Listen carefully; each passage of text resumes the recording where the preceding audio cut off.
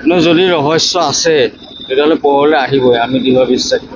যেনেকেই নহওক, যি উপায়েৰে নহওক, এতিয়া যদি আমাৰ ন্যায়ালয়ে, আদালতে, SIT-য়ে, চৰকাৰে গোটেই বিষয়বস্তুটো উলিয়াই দিব নোৱাৰে, ৰহস্য আছে নেকি, তেতিয়াহ'লে আৰু বেলেগ ব্যৱস্থা আছে।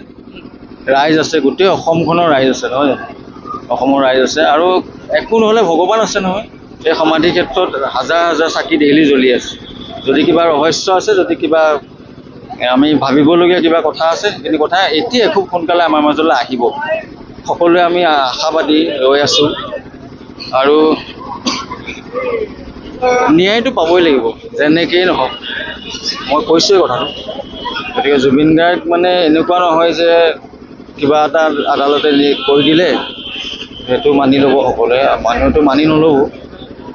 গতিকে ন্যায় পাবই, জুবিন গাৰ্গে ন্যায় পাবই। হয়তো দুদিন লেট হ'ব, দুদিন পিছত হ'ব, কিন্তু ন্যায় পাবই লাগিব। কি হৈছিলে ঘটনাটো আমি গম পাবই লাগিব। এই ৰাজনীতি শব্দটোৰ লগত আমাৰ সম্পৰ্কই নাই।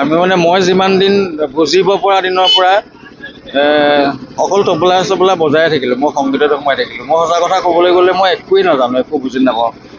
পলিটিক্স কৰিবলগীয়া কি আছিলে জুবিন গাৰ্গৰ লগত, আৰু এতিয়াওনো কি আছে, পাব কি? মানুহটো জীয়াই থাকোঁতেই পলিটিক্সসকলে টানিব নোৱাৰিলে কোনো, নহয় জানো? জীয়াই থাকোঁতে মানুহটোৱে যিখিনি মনলৈ আহে সকলো কথা স্পষ্টকৈ ক'লে, কাকো ভয় নকৰাকৈ। গতিকে মৰাৰ পিছতনো কি ৰাজনীতি কৰিব?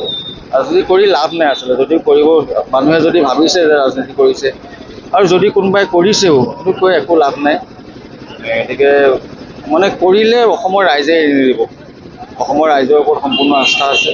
অসমবাসীয়ে যথেষ্ট মৰম কৰে। জুবিন গাৰ্গৰ আত্মা প্ৰত্যেকজন মানুহৰ হৃদয়ত সোমাই আছে। শিৰাই শিৰাই জুবিন গাৰ্গৰ কৰ্মৰাজি সোমাই আছে। গতিকে ৰাজনীতি কৰি একো লাভ নাই। তেওঁৰ পত্নীও কিন্তু যথেষ্ট এতিয়া আৱেগিক হয়, আৱেগিক কি কৰিব? একদম তেজবংশৰ মানুহ এটা গৈছে আৰু ঘূৰি আহিছে কফিনত সোমাই এটা বডি। গতিকে কোনেও মানি ল'ব পৰা নাই। আমাৰ এনেকুৱা লাগে ক'ৰবাত যেন মাতি দিব ওলাই পেলাই, ক'ৰবাত যেন ক'ব, সেই মই ধেমালিহে কৰিছিলোঁ, আহা কাইলৈ পৰা প্ৰগ্ৰেম কৰিব, এনেকুৱা লাগে। যদিও ফটোখনৰ তলত চাকি জ্বলাইছোঁ, ফুল দিছোঁ, কিন্তু চকুকেইটালৈ চাব নোৱাৰোঁ। চকুকেইটা চলাই হাহাকাৰ হৈ উঠে মানে মনটোত। ইমান বহুত মৰম কৰিছিলে আচলতে।